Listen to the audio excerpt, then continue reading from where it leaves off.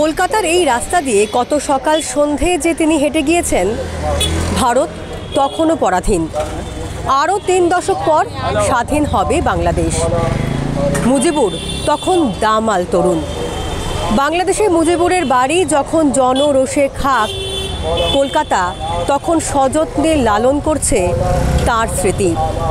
ঘিঞ্জি মধ্য কলকাতার এই গলিতে আজও বেঁচে রয়েছে এক টুকরো মুজিবুর।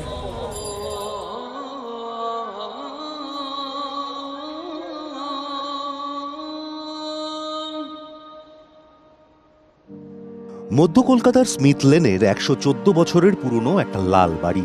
এই বাড়ির 3 তলার উত্তর পশ্চিম কোণের 2টি ঘরেই 5-5টা বছর কাটিয়ে গিয়েছেন বাংলাদেশের মুক্তিযুদ্ধের সেনাপতি। ফাঁকা ঘরে ছড়িয়ে ছিটিয়ে ইতিহাস।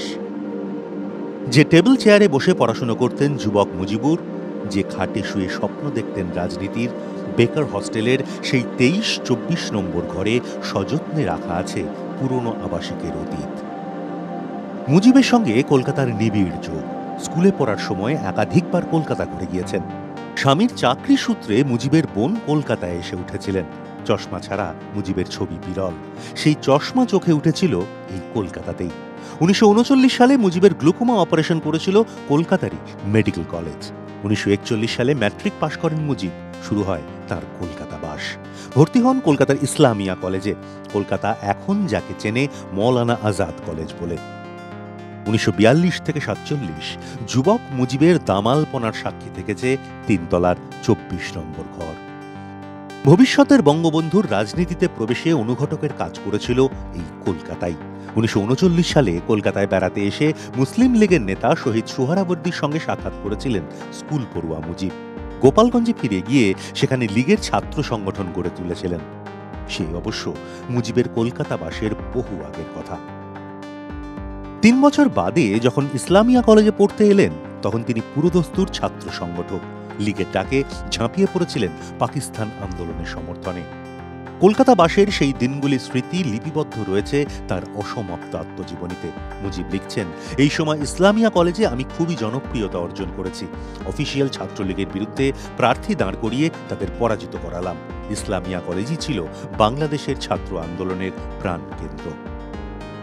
শুধু পাকিস্তান আন্দোলনই নয়, 1943-এ যখন দুর্ভিক্ষের আগুনে বাংলা পুড়ছে, তখন এই ইসলামিয়া কলেজ আর বেকার হস্টেল থেকেই ত্রাণের কাজে হাত লাগিয়েছিলেন মুজিব। কিছুদিনের জন্য ইসলামিয়া কলেজের ছাত্র ইউনিয়নের সাধারণ সম্পাদক হয়েছিলেন। 40-এর দশকের শুরুতে কলকাতার অন্যতম চেনা রাজনীতির মুখ হয়ে উঠেছিলেন স্বাধীন বাংলাদেশের ভাবী প্রথম রাষ্ট্রপতি। আত্মবিশ্বাসী মুজিবুর তার আত্মজীবনীতে লিখেছিলেন, কলকাতায় আমার ব্যক্তিগত জনপ্রিয়তা কিছুটা ছিল। বিশেষ করে ইসলামিয়া কলেজে কেউ আমার বিরুদ্ধে কিছুই করতে সাহস পেত না। মুসলিম পড়ুয়াদের জন্য 1910 সালে তৈরি বেকার হস্টেল আজ মৌলানা আজাদ কলেজের ছাত্রাবাস।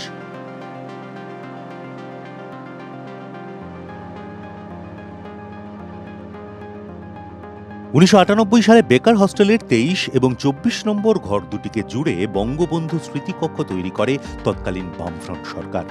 2011 সালে ঘরের সামনে বঙ্গবন্ধুর একটি আবক্ষ মূর্তি বসানো হয়। মূর্তিটি উন্মোচন করেছিলেন বাংলাদেশের তৎকালীন আওয়ামী লীগ সরকারের পররাষ্ট্রমন্ত্রী দীপু মনি। 2019-এ সেই মূর্তির জায়গায় একটি নতুন মূর্তি বসানো হয়েছিল। 13ই আগস্ট সেই মূর্তিটি সরানোর আবেদন জানিয়েছে অল ইন্ডিয়া মাইনরিটি ফেডারেশন। তাদের দাবি, পাশেই একটি মসজিদ থাকায় বঙ্গবন্ধুর মূর্তিটি ওখানে বেমানান। 1947-এ কলকাতা বিশ্ববিদ্যালয় থেকে স্নাতক হন শেখ মুজিবুর। কলকাতা বাসের পাট চুকিয়ে ফেরেন ঢাকায়। তারপর কেটে গিয়েছে 77 বছর।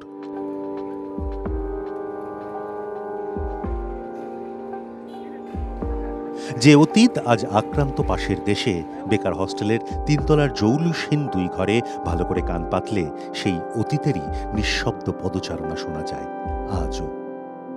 5ই আগস্ট বাংলাদেশ ছাড়ার পর ভারতেই আশ্রয় নিয়েছেন মুজিব কন্যা শেখ হাসিনা। আর তার বাবার স্মৃতি আগলে বসে আছে কলকাতা, মুজিবের যৌবনের শহর।